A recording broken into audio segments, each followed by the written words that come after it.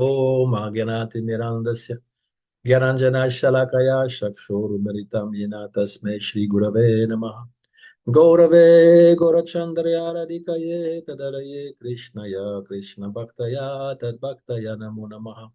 Nous lisons le Jeva Dharma et nous sommes donc dans la section du Rasa Tattva et nous arrivons donc à la rasa qui est considérée la plus haute, Madhurya. Nous avons vu les autres. Rasa, en fait, c'est rasa ou rati. On expérimente le rasa quand la Krishna Bhakti est mélangée à différentes bhavas. Donc, euh, euh, vibhava, anubhava, sattvika bhava, vyabhishari bhava et sthai bhava donc, vont produire une forme de rasa. Et donc là, nous avons vu Shantarasa ou Shantarati. C'est équivalent, hein, l'amour, l'attachement, rati. Shanta et ensuite Dasyaras, ensuite Sakya, Vatsalya, et là nous arrivons à Madhurya. Donc c'est Vrajanath qui parle à Guru Goswami.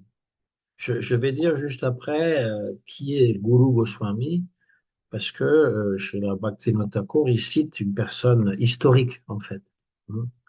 Vrajanath. Gurudev, nous avons compris la magnificence du Vatsalya Rasa. Donc, Vrajanath parle au pluriel parce qu'il est avec son oncle Vijaya Kumar. Donc, on a compris Vatsalya, on a compris toutes les autres rasas. Daignez maintenant nous purifier et nous vivifier par les détails du suprême entre toutes les rasas. Le Madhurya rasa, l'amour conjugal. Si vous pensez que je suis qualifié pour l'entendre, je me considérerais fortuné. Goswami, le Madhurya rasa, on l'appelle aussi Shringara rasa. Le Madhurya Rasa est la forme suprême de l'amour dévotionnel, le Bhakti Rasa. Il s'agit du rasa dans lequel le dévot entre en relation avec Krishna comme avec un bien-aimé, dans la douceur, Madhurya, et l'intimité. Bien que l'amour entre Krishna et ses dévots dans cette relation intime du Shringara Rasa ressemble à l'amour romantique de ce monde, il est entièrement spirituel, aprakrita, car il est relié à la demeure transcendante de Goloka Vrindavan. Les amours romantiques ou les amours conjugaux de ce monde ressemblent, ou plutôt nous on pense que les amours de Radha Krishna, les amours de Krishna avec les gopis ressemblent aux amours sentimentaux, romantiques, érotiques de ce monde matériel, mais en fait, eh bien, il est dénué du kama, du désir personnel. Lorsqu'un homme ordinaire se tourne vers Dieu, il embrasse la voie du renoncement. Alors on est dans une voie spirituelle, c'est la différence avec la religion. La religion, il s'agit de croire et de faire, de s'absorber dans des rites, mais la spiritualité, elle implique une forme de renoncement, ne serait-ce que renoncer aux usages du monde. Mais tant qu'il n'a pas acquis la capacité à participer aux jeux intimes de l'amour divin, il demeure exclu de l'expérience du Madhurya Rasa. Le Madhurya est ésotérique et il est très rare de trouver une âme véritablement qualifiée pour goûter à ce rasa. C'est pourquoi le Madhurya Rasa doit être gardé confidentiel. Et donc, bien que je t'en décrirai les traits essentiels, je serai très bref. Voilà une mise en garde intéressante parce que elle ne s'applique pas pour les autres rasas. On n'a pas une mise en garde par rapport au Shantarasa, Dasyarasa, Sakyaras, Vatsalya, comme quoi on n'est pas qualifié pour voir Krishna soit comme un maître qu'on doit servir ou un ami. Pourtant, l'amitié, il y a une intimité, n'est-ce pas? Donc, voir, on pourrait dire, mais on ne peut pas voir Dieu comme un ami, c'est être familier. Et que dire de Vatsalya, c'est-à-dire le voir comme un petit enfant qui serait à nous, hein, dans les religions chrétiennes, juives, musulmanes, eh bien, Il est hors de question de concevoir que Dieu pourrait être un petit enfant qu'on s'occupe. C'est même, comment dire, presque offensif pour eux. Et l'intimité amicale aussi n'est pas mise en avant. Voilà. Donc, il y a une mise en garde parce que l'amour conjugal, donc qui est plus très important dans ce monde matériel, qui est souvent décrié dans les religions, c'est-à-dire mis rabaissé en pensant qu'il s'agit de choses sensuelles, sensorielles, égoïstes, avilissantes. Et donc, il faut absolument se débarrasser de ça. Et il est question, justement, dans le Madhurya, les acharyas, c'est tous des acharyas, comme Rupa Goswami, comme Raghunath Das Goswami, comme Narottam Das Thakur, Vishwanath Chakravarti Thakur et tous les acharyas, c'est des sannyasis qui ont renoncé au monde et qui pourtant, eh bien, sont dans le Madhurya. On parle du Madhurya. Alors voilà, c'est ça la chose qu'il faut retenir, que finalement, pour aborder Madhurya, il faut avoir transcendé les règles de ce monde, les lois de ce monde, et ne plus avoir de traces de karma. Goswami, ça tous les acharyas le disent. Et Srila Prabhupada, eh bien, il le disait lui aussi. Au Vrajanath, les Priya Narmasaka sont autorisés à participer au Madhurya ou Sringara Rasa dans une certaine mesure. Gardant cela à l'esprit, je ne te révélerai que ce qui est conforme à ton degré d'éligibilité à Adhikar.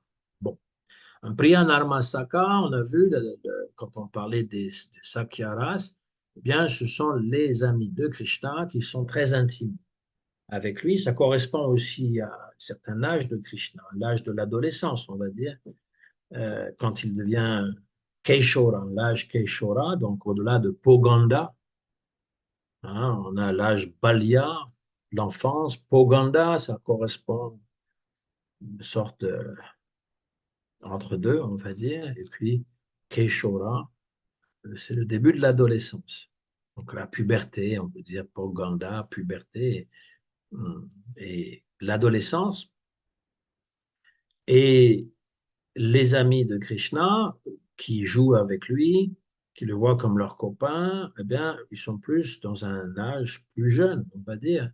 Et donc, ils voient Krishna sous un âge plus jeune. Il faut avoir ça à l'esprit, en fait, que dans Vatsalya Rasa, eh bien, plus Krishna est petit, plus il est adorable. Hein. C'est l'âge Komara jusqu'à 5 ans, Balya, l'enfant. Hein, pour les parents, c'est l'enfant qui est admirable. Le corps qui se développe, les babilles de l'enfant, les choses qu'il peut dire ou faire. Et plus il grandit, et moins il y a ce sentiment de Vatsalya. Et donc, dans l'âge pour Ganda, après 5 ans, eh bien, c'est plus les compagnons, les petits amis de Krishna qui vont jouer avec lui, lutter avec lui, euh, avoir de la camaraderie. Et puis, à l'âge de l'adolescence, eh bien, Krishna commence à développer des sentiments amoureux envers les gopis et les gopis envers lui. Et certains de ses amis, donc, qui ont le même âge que lui, donc on va dire, c'est vers 9-10 ans, parce que Krishna, il est marqué dans le Bhakti-rasamrita Sindhu qu'il est plus avancé que son âge, une fois et demie. Donc, quand il a 11 ans, c'est comme s'il avait 16 ans. Donc, voilà, ça commence vers 13-14 ans, comme nous avons l'expérience, nous, en tant qu'être humain, l'adolescence vers 13-14 ans. Avant, c'est la puberté, l'adolescence et puis les premiers sentiments amoureux, on va dire. Et donc, voilà, Krishna, il est vu comme un jeune garçon de 13-14 ans, 15 ans, par ses amis comme Subal, Madhu Mangal, qui sont les Priya Narma Saka, c'est-à-dire proches de lui, qui vont même porter des messages de sa part auprès des gopis, auprès de Radha. On dit même que Subal, il avait Il était très très beau, il avait la complexion comme Radha, on le confondait. Parfois il s'habillait en tant que Radha pour confondre la belle-mère de Radharani. Ça, c'est une autre histoire, je vais raconter une autre fois. Toujours est-il que on parle d'éligibilité, adhikar, hein, parfois on donne le nom d'un dévot et on dit adhikar, et donc l'adhikar, ça correspond à la qualification, l'éligibilité. Bon, vous pouvez donner le nom que vous voulez, il est apte à, voilà, adhikar, il est apte à. Donc ici, le Priyanarmasaka, il peut comprendre Madhurya jusqu'à un certain degré, mais pas au-delà. Et donc, euh, Goswami, dans l'esprit donc du respect, très grand respect de Madhurya, il va dire, je te révélerai ce que tu peux comprendre et ce que tu peux assimiler. Je me rappelle, Bhakti Rakshak Sridhar Goswami Maharaj, il avait dit une fois aux disciples de Prabhupada qui venaient le voir, moi je suis le gardien de la dévotion. Hein, Bhakti Rakshaka, Rakshak ça veut dire gardien. Je suis le gardien de la dévotion. Je ne permets pas aux gens qui n'ont pas la qualification, l'indicat de rentrer dans ces rasas shastra. Alors, de façon un peu comique, il y a un Prabhu qui lui a demandé, il dit, mais si Rupa Goswami, il a écrit Ujjvala Nilamani, des récits sur Madhurya, et que nous ne sommes pas qualifiés pour les lire, alors qui sont qualifiés? Pour qui a-t-il écrit ces livres? Hein. Question qui est pertinente, parce qu'on s'imagine qu'il y a des gens qui sont qualifiés pour les lire, mais ils ne sont pas très nombreux. Mais ce que ça veut vraiment dire, parce qu'on a vu Sridhar qui se mettait à sourire, ce que ça veut vraiment dire, c'est que pour l'instant, vous ne pouvez ne pas être qualifié, mais ça ne veut pas dire que vous le serez toujours. Par ailleurs, il y a un esprit, un état d'esprit dans lequel on entre dans la lecture ou l'écoute de ces shastras et sous la tutelle d'un gourou expérimenté. Il y a un état d'esprit, c'est-à-dire que peut lire euh, certains de ces rasa shastras, mais là je parle de Ujjvala Nilamani, on va bientôt rentrer dans le sujet de Ujjvala Nilamani dans le Jiva Dharma, parce que c'est un résumé, on a eu le résumé du Bhakti Rasamrita Sindhu. C'est pas encore fini, il y a encore un chapitre qui parle, là on a sur Madhurya, puis après un autre chapitre qui parle des rasa basa, les mélanges. C'est toujours Bhaktirasamrita Sindhu. Et après, le chapitre qui vient après, donc, eh bien, c'est sur Madhurya Rasa uniquement et ça a trait à l'Ujjvala Nilamani qui parle que de ça. Et donc, pourquoi Bhaktivinoda Thakur, il inclut cela dans son Jiva Dharma. Donc, il y a des dévots qui vont dire, ah ben, on peut lire jusque-là, et après, on ne lit plus. Mais en fait, il ne le dit pas, il n'est pas en train de dire cela, il est juste en train de dire que très peu de personnes sont qualifiées. Ça ne veut pas dire qu'on ne peut pas avoir une appréciation pour ce genre de présentations qui sont présentées de façon très euh, chaste, sereine, paisible, pas nous agiter le mental, parce que c'est dans le gourou parampara, les gourous qualifiés qui présentent. Voilà, ça c'était juste, j'y reviendrai, parce qu'il y a beaucoup de mécompréhension ou d'incompréhension par rapport à ce genre de sujet. Brajanath. Et puis aussi parce qu'il y a une telle mise en garde de la part des acharyas, il faut comprendre ce que ça veut dire.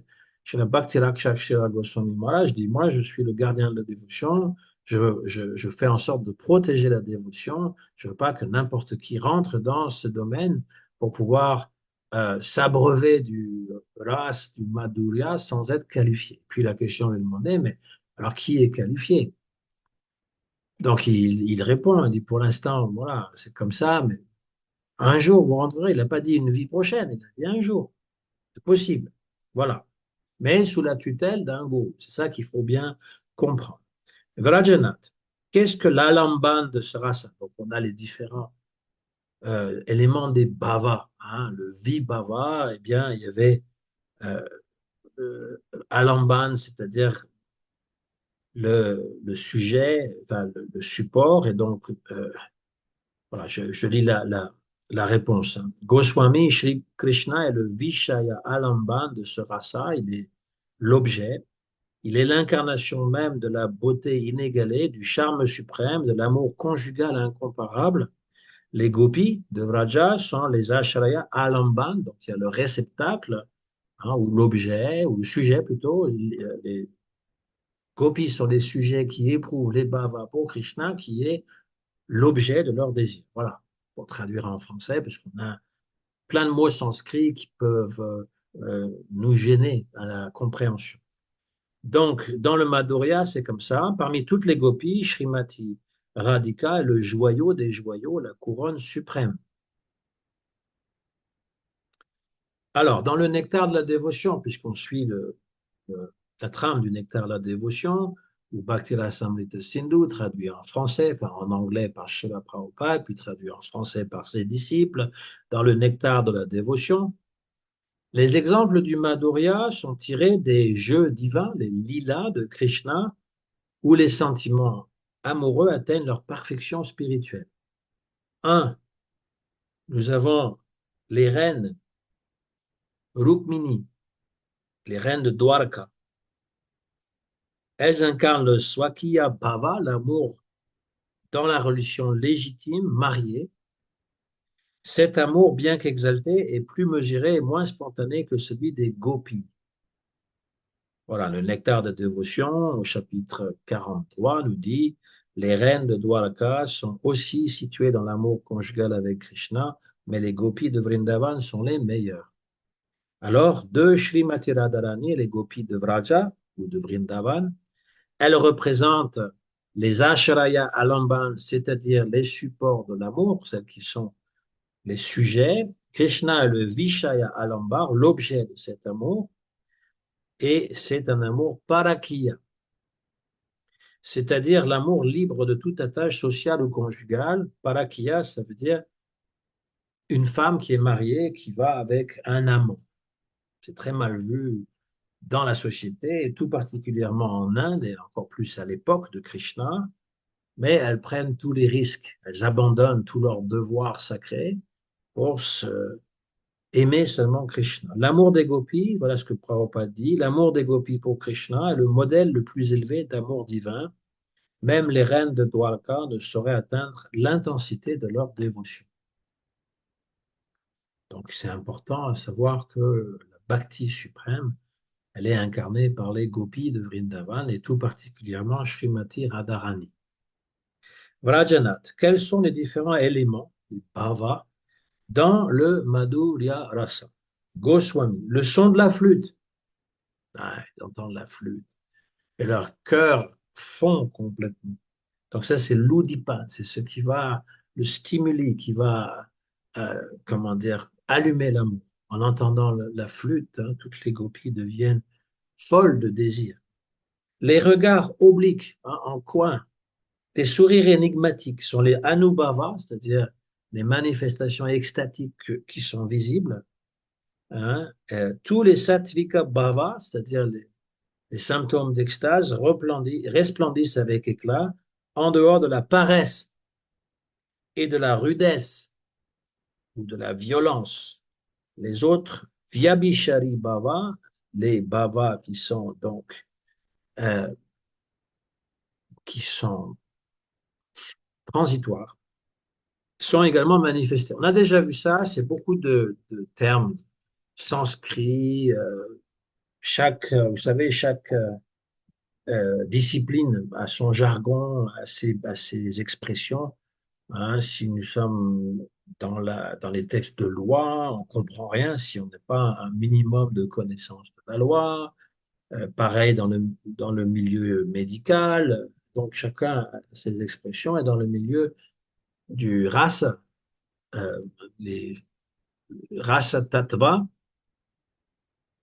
qui est du domaine de la poésie, du théâtre et donc de la bhakti pour Rupa Goswami, il y a aussi des expressions qui sont propres et donc elles sont mises en sanskrit parce que il faut connaître les noms de ces différentes expressions pour les comprendre. Voilà. Qu'est-ce que c'est qu'un Vibhava, Anubhava, Sattvika Bhava, Vyabhishari Bhava qui va produire le rasa. Donc, c'est toujours le même principe, mais ça traverse le Bhakti Rasamrita Sindhu. Évidemment, Srila Prabhupada a rendu ça beaucoup plus simple. Il en parle en traduisant, mais on ne comprend pas nécessairement les spécificités dont parle Srila Rupa Goswami, parce que l'objet de Srila Prabhupada n'était pas le même, c'était de nous faire apprécier et voir toutes ces différentes histoires des dévots qui ont de la bhakti pour Krishna. Donc, on a le même phénomène, tous ces Vibhava, Anubhava, euh, Sadviga Bhava, Vyabhishari Bhava, Sthayi Bhava, qui est l'émotion principale, qui va être appliquée dans le Madhurya Rasa, ici dans le Bhakti Rasamrita Sindhu et aussi dans le Ujjwala Nila Mani, qui est donc la suite du Bhakti Rasamrita Sindhu. Hein, il l'a bien dit, chez Rupa Goswami, j'ai fait un livre à part pour parler du Rasa Tattva parce que, eh bien, il faut être libre de tout désir et puis il faut être attiré par ce rasa particulier. Il faut avoir aussi euh, l'éligibilité pour le faire. Voilà, bon, ça on reviendra aussi sur cette mise en garde que met Rupa Goswami. Mais je continue sur ce que Guru Goswami est en train de dire. Lorsque les gopis rencontrent Krishna, l'échange de leurs regards ainsi que leurs plaisanteries et leurs rires sont appelés Anubhava ou sous-extase dans l'amour conjugal, Madhurya Rasa. Dans le Lalita Madhava de Rupa Goswami, alors Rupa Goswami, dans son Bhakti Rasamrita Sindhu et Ujjwala Nilamani, cite ses propres textes qu'il a écrits. Vidagda Madhava, Lalita Madhava, Hamsadutta, Uddhava Sandesh, Padyavali.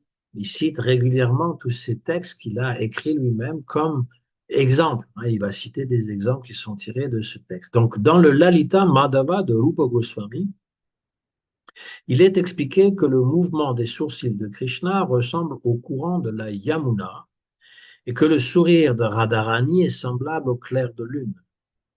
Lorsque la Yamuna et la lumière de la lune se rencontrent sur la berge du fleuve, l'eau prend un goût semblable à celui du nectar et la boire procure une immense satisfaction. Elle est aussi rafraîchissante que des amoncellements de neige. C'est un exemple que donne Rupa Goswami, mais qui est traduit aussi par Srila Prabhupada dans le Nectar de la dévotion pour donc décrire le mouvement des sourcils de Krishna, le sourire de Radharani et la combinaison des deux, les différentes extases.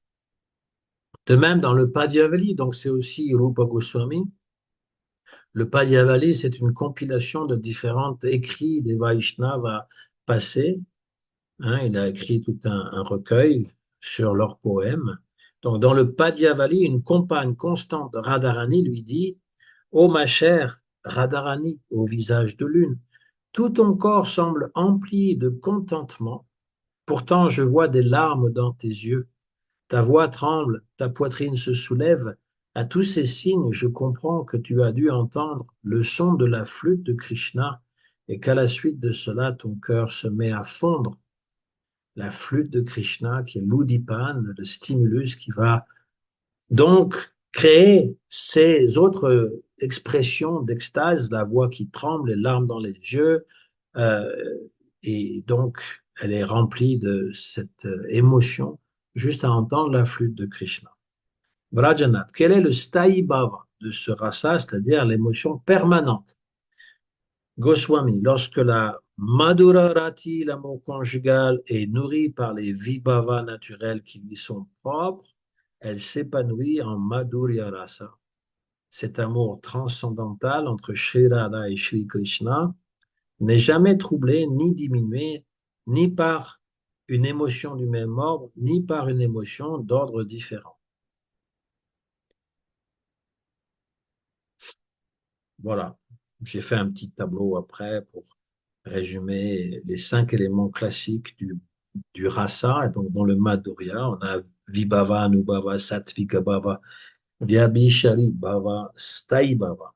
Définition, Vibhava veut dire cause ou stimuli du rasa. Un exemple, Shri Krishna et les gopis, la flûte, la lune, les fleurs, la forêt de Vrindavan, ça va éveiller la pensée pour Krishna. Anubhava, les manifestations d'extase extérieure, sourire, regard oblique, geste amoureux, danse. Sattvika Bhava, les transformations involontaires, les tremblements, les larmes, la chair de poule, la pâleur, le silence, l'évanouissement. Vyabhishari Bhava, émotion transitoire, la jalousie, la peur, la joie, l'espoir, l'anxiété, la patience, la folie divine, etc. Et le Sthayi Bhava, l'émotion stable, c'est l'amour conjugal permanent pour Sri Krishna. Donc l'amour conjugal, c'est soit Swakiya, marié, ou Parakiya, extra-conjugal, on pourrait l'appeler comme ça aussi. Brajanal, combien existe-t-il de types de Madhurya Rasa? Goswami, l'amour conjugal Madhurya Rasa se divise en deux parties, Vipralamba ou la séparation, euh, et Sambhoga ou l'amour conjugal dans le contact direct. Brajanath, qu'est-ce que le Vipralamba? Goswami, la séparation, Vipralamba, comporte trois subdivisions. Un, l'attirance préliminaire, Purvaraga. Deux, la colère ou le désaccord apparent, le Mana. Et trois, la séparation due à la distance, Pravas. Brajanath, qu'est-ce que le Purvaraga? Goswami, lorsque l'amant et l'aimé éprouvent le sentiment distinct de ne pas encore s'être rencontrés, cet état s'appelle Purvaraga ou attirance initiale. Dans le Padyavali, Srimati Radharani dit à sa compagne, ma chère amie, j'allais simplement sur la berge de la Yamuna et soudain un très beau garçon dont le teint est semblable à un nuage bleu foncé est apparu devant mes yeux. Il m'a adressé un regard que je ne peux décrire, mais depuis cet instant, hélas, je ne parviens plus à concentrer mon esprit sur mes devoirs domestiques. Ça, c'est un exemple du Purvaraga ou de l'attirance préliminaire, c'est-à-dire avant même d'avoir rencontré Krishna. De même, dans le Srimad Bhagavatam, Krishna dit au messager Brahmana, venu de la part de Rukmini, dans un exemple Sakya, donc mais c'est avant la rencontre, ô cher Brahmana, tout comme Rukmini, je ne peux trouver le sommeil la nuit et mon esprit reste toujours fixé sur elle. Je sais que ton frère Rukmi est contre moi et qu'à cause de sa persuasion, mon mariage avec elle a été annulé. C'est un autre exemple de Purva Raga. Brajanath, qu'est-ce que le man? Goswami, le man, le désaccord ou la colère amoureuse est causé par la jalousie ou l'orgueil de l'aimer offensé. Par exemple, il est dit dans le Gita Govinda, la Gita Govinda, lorsque Srimati Radharani vit Krishna se réjouir en compagnie d'autres gopis, elle devint quelque peu jalouse, car son prestige particulier semblait diminuer. Aussitôt, elle quitta la scène et chercha refuge dans un buisson fleuri où bourdonnaient des abeilles noires. Cachée derrière les lianes, elle commença à confier sa peine à l'une de ses amies conseillères. Ceci est un exemple de man, de désaccord apparent et de la jalousie spirituelle. On reverra ça éventuellement, n'est-ce pas, dans la dernière partie du Jevadharma. Prajanath, qu'est-ce qu'enfin que le pravas? Goswami, le pravas signifie être privé de la présence du bien-aimé. Un exemple de pravas, la séparation due à l'éloignement est donné dans le Padyavali. Depuis le jour faste où Krishna partit pour Mathura, Srimati Radharani appuie sa tête sur une de ses mains et ne cesse de verser des larmes. Son ami est toujours, son visage est toujours humide, si bien qu'elle n'a plus la possibilité de dormir, ne fût-ce qu'un instant. Quand le visage est mouillé, l'envie de dormir disparaît aussitôt. Ainsi, puisque Radharani pleurait constamment en pensant à Krishna, il ne lui restait aucune chance de trouver le sommeil. Ça, c'est ce qui illustre le pravas, la séparation extatique née de la distance physique d'avec Krishna. Dans le Padyavali, on trouve encore la description suivante, considérée comme un signe de frustration. Srimati Radharani dit, cher monsieur Cupidon, je t'en prie, ne m'excite pas en lançant tes flèches sur mon corps. Cher monsieur le vent, ne m'éveille pas davantage avec le parfum des fleurs. Je suis maintenant privé de l'amour de Krishna, et dans de telles circonstances, à quoi bon maintenir ce corps inutile? Il n'est d'aucune utilité pour un être vivant. Ceci est un signe de frustration et d'amour extatique. Prema Vilas pour Krishna. Brajanath, qu'est-ce que le Sambhoga? Goswami. L'exaltation inexprimable qui découle de la rencontre du bien-aimé et de la bien-aimée est appelée Sambhoga. C'est la rencontre. L'amour conjugal de Radha Krishna n'est jamais troublé par le moins de considération personnelle. Voilà, il y a quelque chose d'inaltérable. Bon, je cite pas des exemples là-dessus. Et Guru Goswami conclut ce passage en disant, je vais à présent m'abstenir d'en dire davantage sur le Madhurya Rasa. Les âmes élevées qui sont qualifiées pour s'engager dans la science ésotérique du Madhurya Bhakti Ras peuvent se référer au livre Shri Ujjwala Nilamani, donc qui est le complément, on va dire, du Bhakti Rasamrita Sindhu. Voilà. Euh,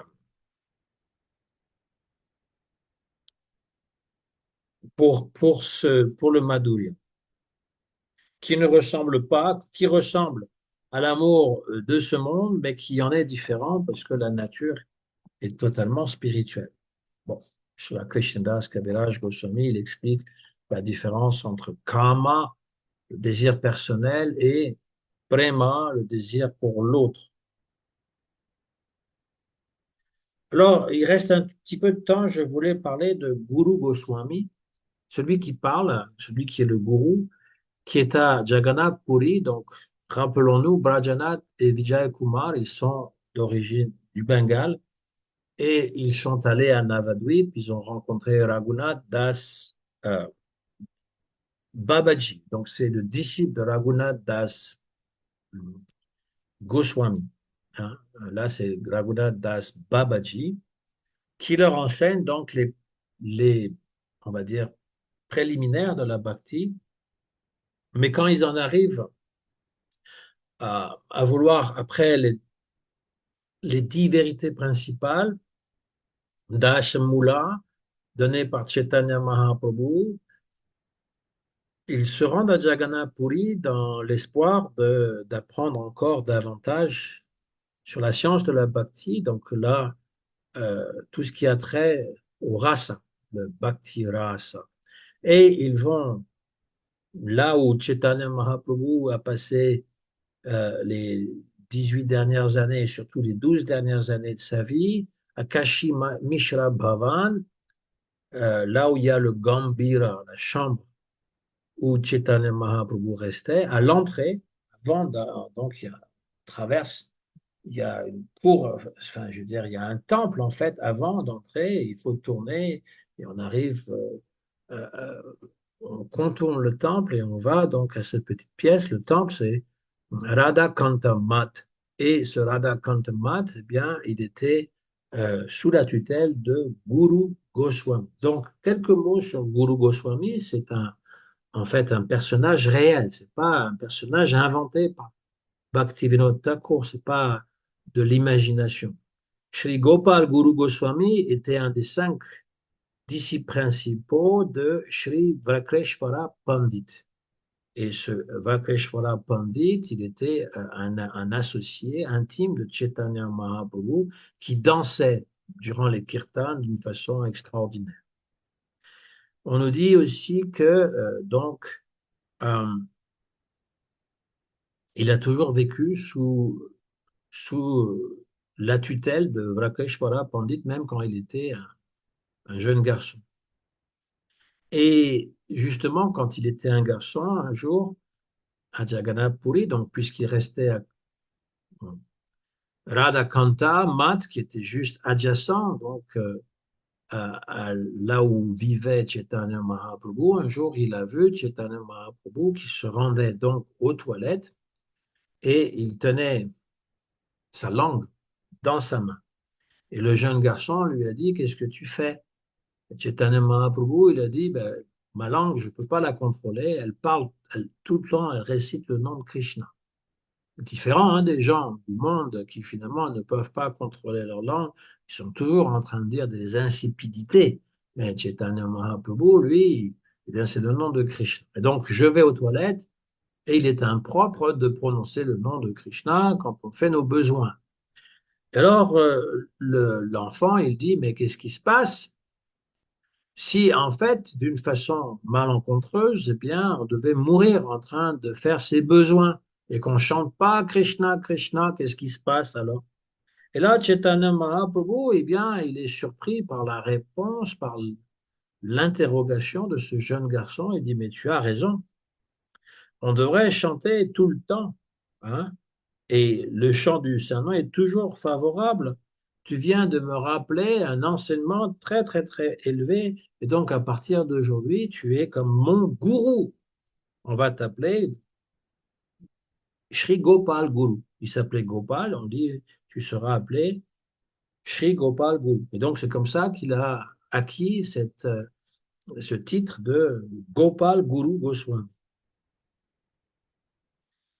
Après la disparition de Chaitanya Mahaprabhu, Sri Vakreshvara Pandit reçut la responsabilité de veiller sur le Gambhira, la pièce sacrée de la maison de Kashi Mishra, où le Seigneur résidait, à Jagannath Puri. À la suite de Sri Vakreshvara Pandit, son disciple, Sri Gopal Guru, lui succéda comme gardien et serviteur du temple de Sri Sri Radha Kanta. Donc, voilà l'histoire.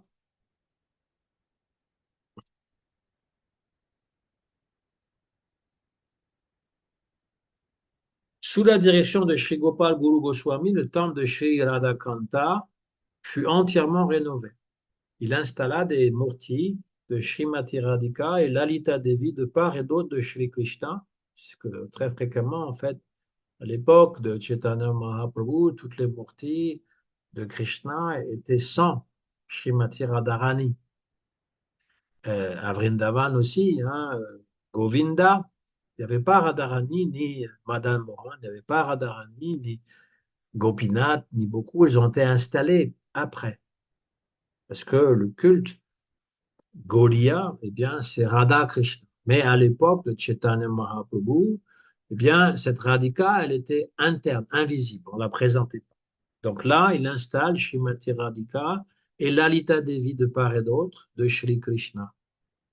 Il établit également les divinités d'une beauté saisissante de Nityananda et de Gaurachandra, représentées dans une posture de danse extatique. Ainsi, le Gambhira devint non seulement un sanctuaire pour aller voir la chambre de Mahaprabhu, mais aussi un centre vivant du Seva, du Smarana, unissant le bhajan de Gauranga et celui de Radha Krishna. Voilà, lorsqu'on entre, on voit, hein, première chose, quand on rentre là où a vécu Chaitanya Mahaprabhu, à gauche, il y a ce temple avec les murtis de Radha Krishna, avec Lalita, et on a une murti aussi de Gopal Guru, Goswami. Lorsque Sri Gopal Guru Goswami atteint un âge avancé, il commença à se soucier de trouver un digne successeur pour assurer la continuité du service, Seva, de Sri Radhakant.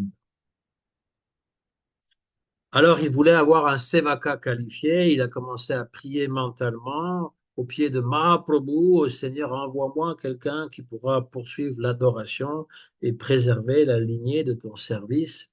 Et cette nuit, Sri Chaitanya Mahaprabhu lui est apparu en rêve et lui dit, Gopal, le Sevaka que tu cherches sera la première personne que tu verras demain matin. Accepte-le sans hésitation. Comme toi, il sera versé dans tous les shastras. Il préservera fidèlement le culte de Sri Sri Radha Kanta et fera rayonner ma gloire à travers le monde. Donc il se réveilla le lendemain matin et il était submergé d'une certaine extase parce qu'il avait vu Chaitanya Mahaprabhu. Et puis après avoir accompli ses devoirs spirituels, eh bien, Gopal Guru se rendit à la porte de sa demeure et la première personne qu'il vit fut un jeune brahmana, paisible et rayonnant, qui était debout, qui attendait humblement de le rencontrer. En s'approchant, le jeune homme se prosterna en dandavat au pied de lotus du Goswami. Aussitôt, Gopal Guru se souvint du rêve de la nuit précédente et rempli de joie spirituelle, il bénit le jeune dévot. Observant sa nature calme, son humilité, son absorption dans la Krishna Bhakti, Sri Gopal Guru lui donna l'initiation spirituelle, les mantras, diksha, ainsi que les enseignements du service intérieur, le bhajan, et le nom spirituel qu'il lui donna, c'est Dhyana Chandra, ce qui veut dire la lune de la méditation divine, Dhyana. Après avoir reçu l'initiation chez Dhyana Chandra Goswami, parce qu'il va prendre aussi sannyas, servit son maître avec une dévotion absolue, Gopal Guru l'engagea dans le soin quotidien, le seva de Radhakanta, et lui enseigna les règles du culte intérieur et extérieur. C'est important parce qu'en fait, chez Gopal Guru Goswami et Dhyana Chandra, ils ont tous les deux écrit un padati, c'est-à-dire un recueil qui donne tous les mantras de méditation sur les gopis, les manjaris, et comment méditer sur son Siddha Deha. Et aujourd'hui encore, ces manuels sont utilisés par beaucoup de dévots pour faire un bhajan intérieur. Et de façon surprenante, eh bien, dans le Jivadharma, on en parle et même on le cite. Le livre de Dhyana Chandra Goswami que va recopier Vijay Kumara et Brajanath, et cela contient les méditations sur les 8 moments de la journée de Krishna, les Ashta Kaliya Lila. Donc c'est ce qu'on appelle le culte intérieur. Et extérieur, c'est donc tout ce qu'on connaît nous, à savoir la puja, le service envers les murtis, la cuisine, etc. Peu de temps après, lorsqu'il eut mûri dans le service de Govinda, il a reçu de son maître donc la tenue de renonçant, Vaishnav, Vesh, et l'ordre de se rendre à Vrindavan pour approfondir la voie du Smarana Bhajan. Donc, c'est ainsi que la mission de Dhyana Chandra Goswami, successeur de Sri Gopal Guru Goswami, gardien du Gambhira et transmetteur de la voie mystique du Raganuga Bhakti, fondée sur la mémoire vivante du Seigneur et sur le service intérieur de Radha Krishna, s'est développée. Alors, Sri Gopal Guru Goswami, un jour, il décide de quitter ce monde et on a mis son corps transcendantal en samadhi à Jagannath Puri. Aussitôt que cela a été fait, les officiers du roi ont proclamé que le service du temple de Radhakanta ainsi que la gestion de la Kashi Mishra Bhavan, c'est-à-dire le lieu de résidence de Mahaprabhu, euh, qui était maintenant géré par Dhyana Chandra Goswami, l'avait été sans leur autorisation. Que donc ils voulaient s'emparer du lieu, et c'est ce qu'ils ont fait, pour montrer que la politique, des enjeux matériels, des propriétés, des bâtiments, etc., ça avait lieu déjà à l'époque, même avec des grandes âmes même des grandes âmes comme Dhyana Chandra Goswami ont dû subir, eh bien, de la part des brahmanas, euh, ils ont dû subir les outrages. Il a été donc révoqué en tant que euh, Mahant, celui qui était en charge des Murtis. Et là, il était dans une grande souffrance parce qu'il y avait son maître spirituel qui était parti et en plus, on lui avait enlevé son seva. Alors, un Vaishnava qui revenait de Vrindavan, dit à Gopal Guru Goswami, non, dit à Dhyana Chandra que Gopal Guru, son Gurudev, et il l'avait vu. Il avait vu son gourou à Vrindavan, dans le lieu sacré de Dira Samir, près de Bamshibata, là où Krishna, il a joué de la flûte pour attirer les gopis. À cette nouvelle, chez Dhyana Chandra Goswami, le cœur brûlant de ferveur, s'est hâté de partir pour Vrindavan. Et lorsqu'il est arrivé, il a trouvé effectivement son Gurudev assis là sous un arbre, resplendissant et vivant, pour montrer que le gourou, en fait, il ne meurt pas. Il a laissé son corps à Jagannath Puri et il est là sous une autre forme, mais en fait, le disciple le reconnaît, à Vrindavan. Et donc, Dhyana Chandra se prosterne devant son gourou, le supplie, Gurudev, reviens à Jagannath Puri, je t'en prie, sans toi tout s'effondre. Les serviteurs du roi ont pris le temple et interrompu la seva pour Shri Radhakanta. Guru Goswami, Gopal Guru Goswami, répond avec douceur, j'ai quitté mon corps là-bas. À présent, je demeure ici, à Vrindavan. Pourquoi est-ce que tu veux que je retourne? Si tu ressens de la séparation d'avec moi, fais sculpter une murti de moi dans le bois de Nîmes provenant du jardin de Siddha Bakul, là où résidait Haridas Thakur. Je demeurerai personnellement présent dans cette murti et je remettrai moi-même les serviteurs du roi sur le droit chemin. Et donc, conformément à cette instruction, Dhyana Chandra Goswami, il est retourné là-bas, il a fait la murti dans le bois sacré du Nîmes, du Siddha Bakul, et grâce à la présence spirituelle de Shri Gopal Guru Goswami, eh bien, toutes les difficultés ont cessé. C'est pour montrer que le gourou, il est présent, il peut être présent à travers sa murti, et aussi qu'il ne meurt pas. Hein.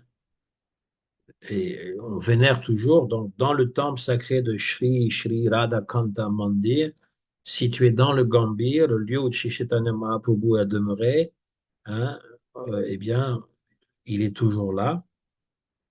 Mais il y a une autre branche de Radhakanta Mandir qui a été créée à Vrindavan, à Dira Samir, près de Bamshibata, là où se trouve le Samadhi Mandir et la Murti de Shri Gopal Guru Goswami, la manifestation visible et éternelle de sa présence spirituelle. Lorsqu'on fait le parikram de Vrindavan, eh bien on se rend à Bamshibat. Mais avant de aller à Bamshibat, là où Krishna a joué de la flûte, on va à Dira Samir. Il y a une très belle, un très bel chant dans la Gita Govinda qui s'appelle Dira Samir.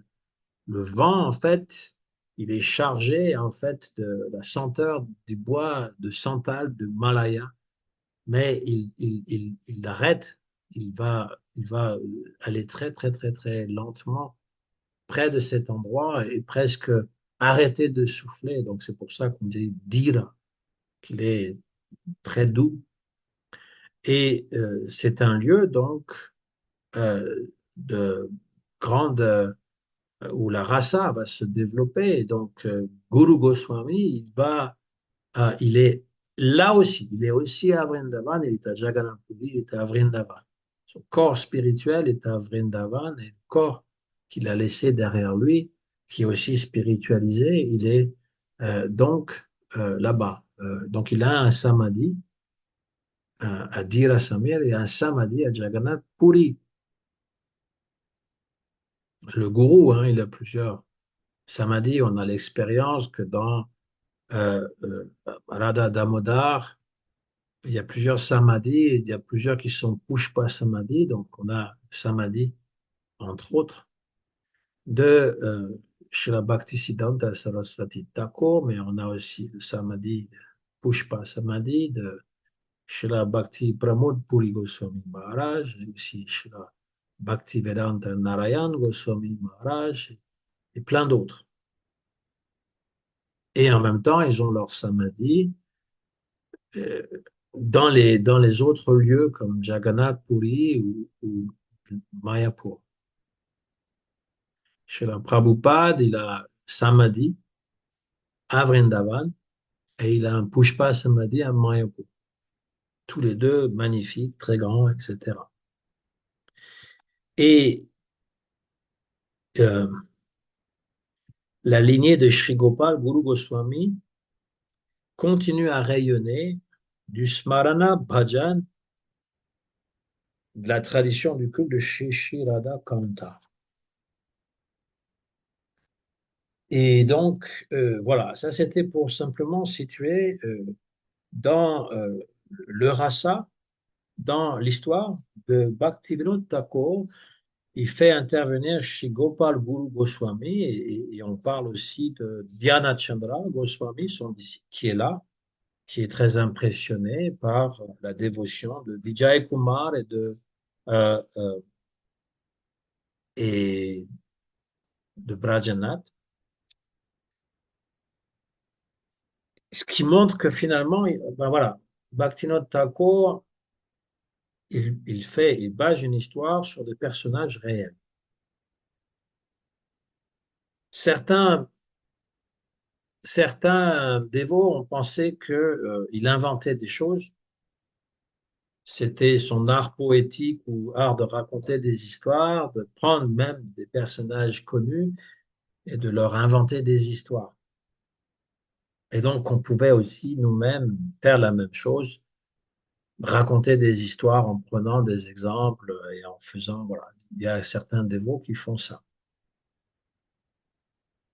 Personnellement, moi, j'aime bien l'explication de Srila Bhaktivedanta Narayan Goswami Maharaj, qui dit que Srila Bhaktivinoda Thakur, il n'a rien inventé, même lorsqu'il raconte la rencontre de euh, Rajanath et Vijay Kumar avec Gopal Guru Goswami, ou encore dans le Harinam Chintamani, qui a été traduit en français il n'y a pas bien longtemps, par Srila Bodharayan Maharaj, les disciples de Bodharayan Maharaj, Bhakti Vibhud Bodhaya Maharaj, euh, la discussion que Chaitanya Mahaprabhu a eue avec Haridas Thakur. Srila Bhaktivedanta Narayan Goswami Maharaj, il dit qu'en fait, il est impossible que Srila Bhaktivinoda Thakur invente des histoires parce qu'il n'a pas de mental. Il n'a pas de mental matériel. Il est dans le corps spirituel et donc tout ce qu'il voit, c'est de l'ordre transcendant. Il voit avec son âme les discussions intimes qui ont eu lieu entre Chaitanya Mahaprabhu et Haridas Thakur. Et puis, il y a quelques centaines d'années, peu de temps après l'apparition de Chaitanya Mahaprabhu, donc la discussion qui a trait entre Srila Gopal Guru Goswami et son disciple Dhyana Chandra à Jagannath Puri et les deux héros du livre qui sont Vrajanath et son oncle maternel Vijaya Kumara. Voilà pour la petite histoire. C'est chez la Gurudev, il dit il a écrit en samadhi. Donc moi je préfère cette version parce qu'elle est encore plus extraordinaire et qu'elle est très respectueuse de Srila Bhaktivinoda Thakur, qui n'a pas de mental matériel, il ne peut pas inventer des histoires et qu'il voit tout en samadhi. Donc il nous donne finalement des histoires qui ont réellement eu lieu. Voilà. Un peu comme Sanjaya, qui voit tout ce qui se passe sur la bataille de Kurukshetra sans être présent. Il voit dans son cœur. Il a les yeux pour le voir à distance. Et la même chose, si vous y réfléchissez bien, pour Shri Krishnadas Kaviraj Goswami, dans son Chaitanya Charitamrita, il n'était pas présent quand Chaitanya Mahaprabhu il a parlé avec Ramananda Roy dans le sud de l'Inde. Il n'y avait personne qui était avec eux. Donc, comment est-ce qu'il a pu retranscrire le dialogue qui a eu lieu entre eux deux. Et ça vaut pas juste pour euh, Chaitanya Mahaprabhu et Ramananda Roy, ça vaut aussi pour sa rencontre avec Rupa Goswami euh, près du Gange, et puis sa rencontre avec Sanatan Goswami à Benares, et puis sa rencontre multiple avec de multiples personnes comme Sarvabhauma Bhattacharya. Il y avait personne qui était là. Hein, avec Sarvabhauma Bhattacharya, il y avait juste Chaitanya Mahaprabhu et Sarvabhauma Bhattacharya. Personne d'autre qui a pu donc dire ce qui s'est transmis entre les deux. Il y a peut-être une tradition et peut-être quelqu'un qui écoutait aux portes, je ne sais pas, mais certainement Krishnadas Kaviraj Goswami n'était pas personnellement présent. Et donc, comment il peut parler de ça? Donc, il y a trois possibilités. Il y a une tradition orale qui a circulé, il l'a véhiculée. Certes, il se base sur le carnet de Swarup Damodar Goswami, mais Swarup Damodar Goswami, il n'était pas dans le sud de l'Inde pour voir la rencontre avec Ramananda Roy, etc. Donc peut-être c'est ça, peut-être qu'il a inventé, c'est ce que disent certains dévots, et peut-être troisième possibilité, ça s'est révélé dans son cœur par Samadhi. Et moi, je préfère cette troisième possibilité, elle me parle beaucoup. Voilà, c'est pour ça que je trouve que quand il y a une instruction de donner, il faudrait voir celle qui nous convient au mieux et celle qui est la plus spirituelle. Donc voilà pour ce soir. La présentation de la cinquième rasa, et puis une petite biographie de chez Gopal Guru Goswami et sa relation avec le Jivadharma. C'est pour ça que j'en ai parlé. Des questions? Je voulais savoir quelle était la différence entre Pushpa Samadhi et puis un Samadhi, s'il te plaît. Le samadhi, c'est là quand on prend le corps de l'acharya et qu'on va le mettre dans la terre avec du sel pour préserver le corps, comme on a fait avec Srila Prabhupada à Vrindavan. Mhm. Et puis avec Srila Bhaktisiddhanta Sarasvati à Mayapur, et puis pour beaucoup d'autres. Et Pushpa Samadhi, c'est en fait ce a appartenu au gourou. Alors Pushpa, ça veut dire une fleur. Donc ça peut être des fleurs qui étaient sur le gourou ou n'importe quel objet.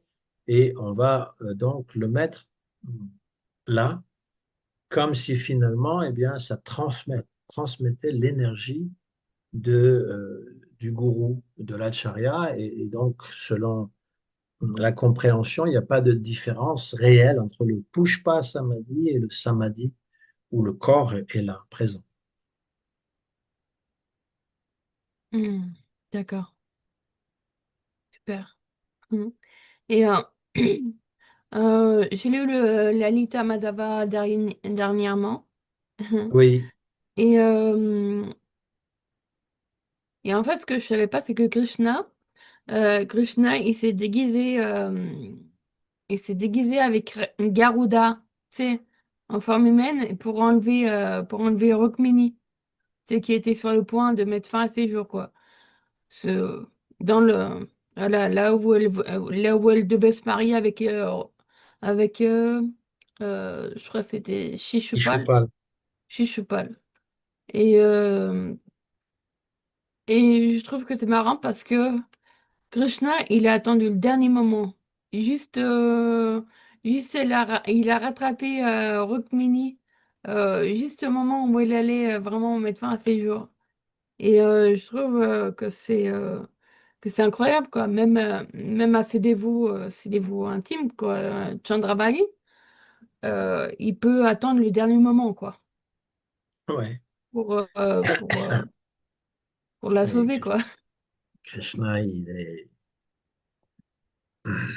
surprenant.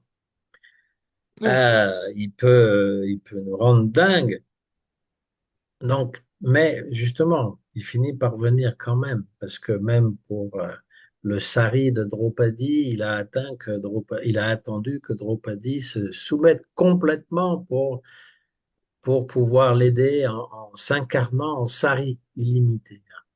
Donc, des fois, eh bien, pour nous, il faut savoir que parfois, lorsque on est en difficulté, les choses ne viennent pas tout de suite. Ça peut prendre du temps, mais ça finit par venir quand même. Pourquoi Krishna fait ça? C'est difficile à savoir. Pour nous, pour nous, Badajiva, il nous teste. Pour quelqu'un comme Rukmini, comme Draupadi, qui sont soit les fidèles dévots, soit les associés permanents, Rukmini, c'est Lakshmi Devi, il veut démontrer au monde leur indéfectible amour qui est prêt à aller jusqu'au bout, jusqu'à s'enlever la vie. Voilà, il veut glorifier ses dévots pour montrer. Regarde, un petit peu comme dans la Bible où Abraham, on lui dit de sacrifier son fils, il le laisse faire jusqu'au dernier moment, quoi. Et donc, il arrête son bras. C'est pas Krishna, mais disons que c'est une forme de divinité supérieure qui arrête son bras. Et la même façon, donc, pour glorifier son dévot ou son associé intime, il va les mettre dans des difficultés extrêmes.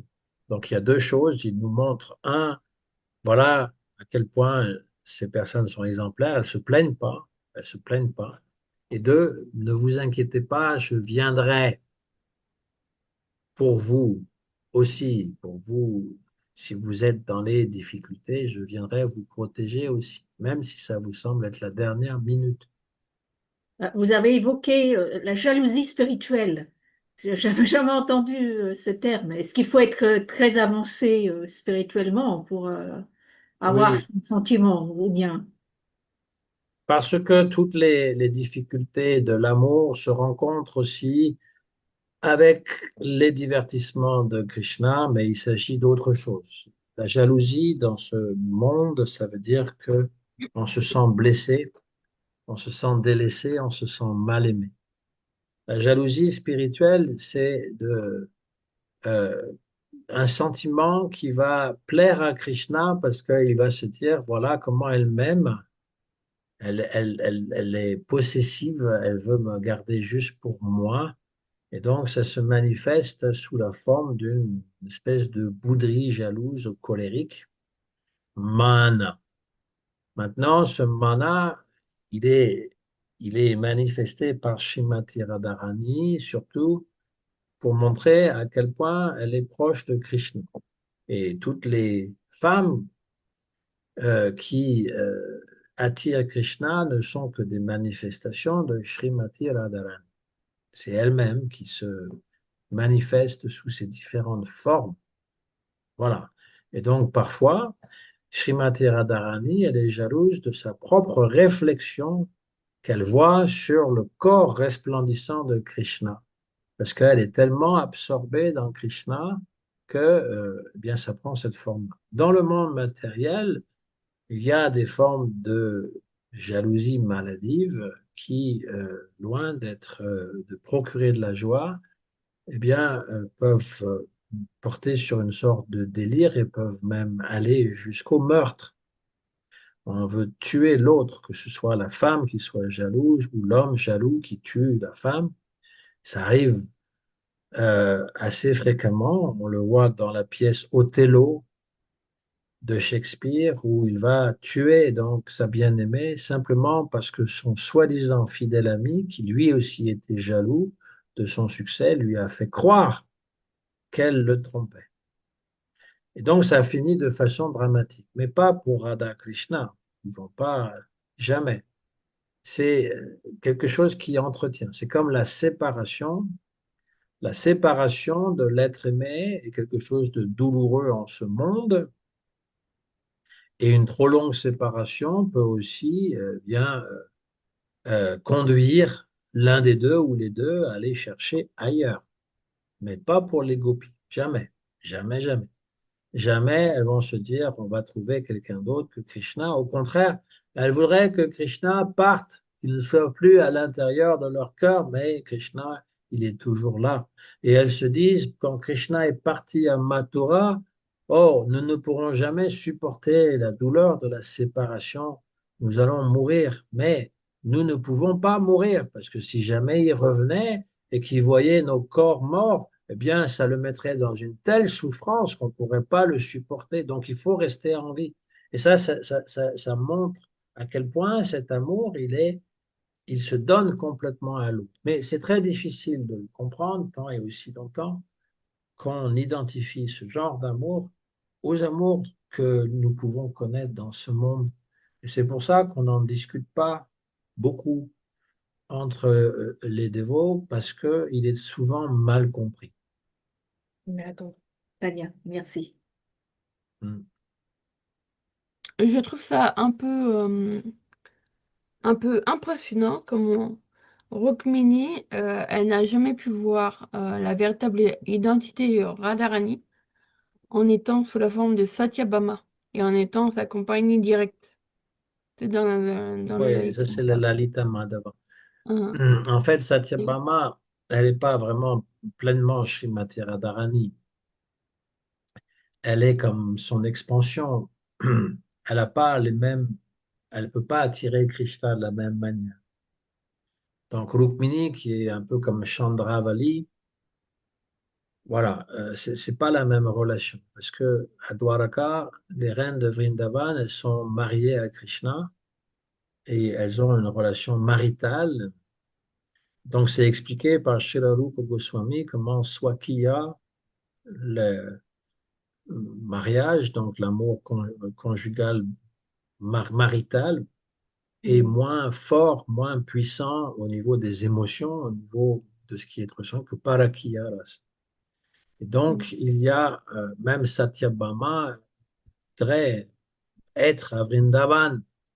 Elle voudrait être à Vrindavan à la place des gopis, parce que Krishna, tous les soirs, il pleure dans son lit, il appelle par les noms les gopis, il appelle aussi le nom de ses vaches aimées, et il appelle Radha, et donc elles sont toutes, comment dire, jalouses, quelque part, de Radha, même si c'est la même énergie.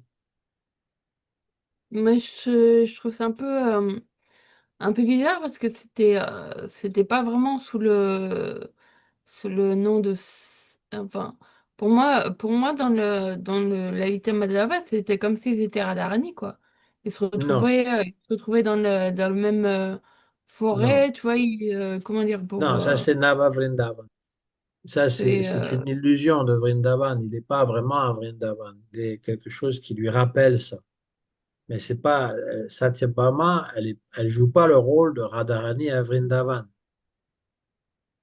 Elle a pas le même, c'est pas le même Krishna. Krishna, il porte oui pas oui la c'est pas le plume même de Krishna. Pan avec la flûte, etc. Et donc, la relation qu'il a avec Satyabhama, c'est ses deux épouses principales, Satyabhama et Chandravali. Mais c'est pas Mhm. les mêmes relations qu'à Vrindavan. C'est pour ça qu'on a construit un Nava Vrindavan pour lui donner le goût qu'il peut être à nouveau à Vrindavan. Et donc, Mhm. lorsque Chaitanya Mahaprabhu, lorsqu'il commence le Ratayatra à Jagannath Puri, il donne une signification nouvelle à cet ancien rituel de mettre Jagannath et Baladev Subhadra sur des chars. Pour les habitants, c'était une procession royale. Pour Chaitanya Mahaprabhu, ça symbolisait le retour de Krishna à Vrindavan. Donc, euh, le temple de Jagannath Puri, Chaitanya Mahaprabhu, il le voyait comme étant Dwaraka, et la longue procession donc de la route allant jusqu'à Gundicha Mandir. Gundicha Mandir, c'était Vrindavan, et lui, eh bien, il attirait Krishna par son amour de Radharani. Voilà, ça c'est une signification complètement nouvelle, jamais mentionnée nulle part, que Chaitanya Mahaprabhu, il a introduit dans le Ratha Yatra et que seules deux personnes ont comprises, Swarup Damodar Goswami et Srila Rupa Goswami. Ils ont compris ce que vivait Chaitanya Mahaprabhu, surtout lorsque celui-ci va citer un verset qui provient du Sahitya Darpana, qui est un récit mondain, des chansons romantiques, où une jeune femme est en train de dire à son amant, qui est maintenant devenu son mari, je voudrais, oh, nous sommes ensemble et nous avons vécu toutes ces années, mais j'aimerais pouvoir retourner en arrière quand nous sommes rencontrés près de la rivière et qu'il y avait la douce mélodie, etc. Et Chaitanya Mahaprabhu, il est en train de chanter ce chant mondain et personne ne comprend pourquoi. C'est un petit peu comme si aujourd'hui il chantait une chanson des Beatles, I Love You, je ne sais pas trop quoi. Mais Rupa Goswami, il a capté quelque chose et quand il est revenu chez lui, il a écrit un poème, un verset qui traduit selon la tradition de Krishna, je suis la même Radha et je te revois maintenant sur le champ de Kurukshetra qui est en dehors de Vrindavan. Et tu es le même Krishna, je suis la même Radha. Mais je ne suis pas satisfaite. Je voudrais que tu puisses revenir à Vrindavan, là où il y avait la Yamuna et là il y avait le son de la flûte. Et il écrit ça sur, donc on écrivait sur du parchemin, sur des feuilles de palmier séchées. Il le laisse sur sa hutte, il va se baigner dans l'océan. Chaitanya Mahaprabhu, il vient, il voit la feuille écrite, il va la lire. Et quand Rupa Goswami revient, il dit, comment est-ce que tu as compris mon esprit, ce que je voulais dire? Et il se tourne vers Swarup Damodar Goswami. Comment est-ce qu'il a pu comprendre ce que je voulais dire? Et en fait, c'est bien ce que ce verset dit. euh, Shri Chaitanya Mano Bishtam Stapitam Yena Bhutale Swayam Rupa Kadamayam Daratiswa Padantikam, que Shri Rupa Goswami, il a compris le Mano Bishta, le Mano Abhishta, le mental de Chaitanya Mahaprabhu, et il expose Bhaktirasa tel que l'expérimente Shri Chaitanya Mahaprabhu. Après, Shri Chaitanya Mahaprabhu lui a donné toutes les conclusions scripturaires pour faire écrire ces choses. Il a donné ça à Rupa Goswami, il a donné ça aussi à Sanatana Goswami. Mais toujours est-il que, eh bien, voilà, cette relation entre Radha et Krishna, elle est unique, mais elle est seulement à Vrindavan. Elle ne peut pas être à Dwarka. Même si on construit Vrindavan à Dwarka, ça ne peut pas être la même chose. Et donc, il doit revenir. Il doit Mm. revenir à Vrindavan pour pouvoir goûter la même chose qu'il a goûté lorsqu'il était Krishna, qui jouait Mm. de la flûte. Parce que lorsque Mm. les gopis, elles le voient à Kurukshetra, elles ne sont pas satisfaites. Elles voient la beauté de Krishna, elles se rappellent de Krishna, mais c'est Krishna qui est devenu un prince qui maintenant, il est, voilà, il vit la vie d'un roi avec plusieurs femmes, etc. Elles veulent qu'il revienne à Vrindavan parce que c'est leur cœur qui est là. Mm. Et j'ai une autre question. Comment Radharani s'est manifesté après que Krishna soit parti à Mathura? Parce que dans Lalita Madhava, ils disent que qu'il est juste euh, Elles qu'elle est rentrent juste dans la rentrée dans Yamuna. la Yamuna, et puis après il y a différentes manifestations avec les Devas du Soleil, avec tout ça, tu vois, et qu'elle revient en tant que Satyabhama. Et moi, je voudrais savoir comment elle se manifeste à Vrindavan durant cette Radharani, elle ascension. quitte jamais Vrindavan. Il y a trois manifestations de Radharani. Il y a la Oui. Radharani qui est la fille de Brishabhanu et de Kirtida qui reste toujours à Vrindavan. Et Mhm. puis, il y a la Radharani qui est dans la séparation, Viyogi. Elle est dans la séparation, comment dire, elle vit comme si Krishna était parti. Et puis, il y a la Radharani qui va se manifester à l'extérieur de Vrindavan. Et la vraie Mhm. Radharani, elle ne quitte jamais Vrindavan, et le vrai Krishna, il ne quitte jamais Vrindavan. Et donc, Mhm. lorsque Rupa Goswami est arrivé à Jagannath Puri pour la première fois, qu'il a rencontré Chaitanya Mahaprabhu, et donc après cet incident, justement, tu connais mon cœur, il a voulu que Rupa Goswami lui raconte ce qu'il venait d'écrire. Et donc, Srila Rupa Goswami, il a commencé à lire, enfin, il a fait un- une pièce de théâtre qui comprenait à la fois Vidagdha Madhava et Lalita Madhava. Et Chaitanya Mahaprabhu, il lui a dit, tu ne peux pas avoir les histoires de Mathura en même temps que celles de Vrindavan. Il faut les séparer. Et c'est la raison pour laquelle il a séparé le Lalita Madhava du Vidagdha Madhava. C'est la suite, on va dire, mais c'est deux facettes différentes. Radharani, elle quitte pas Vrindavan, jamais. Krishna non plus, il quitte jamais Vrindavan. C'est une autre forme de Krishna qui quitte Vrindavan. Et Mhm. donc, elle se manifeste sous la forme de Satyabhama, mais de façon indirecte. Elle n'est pas directement Radharani.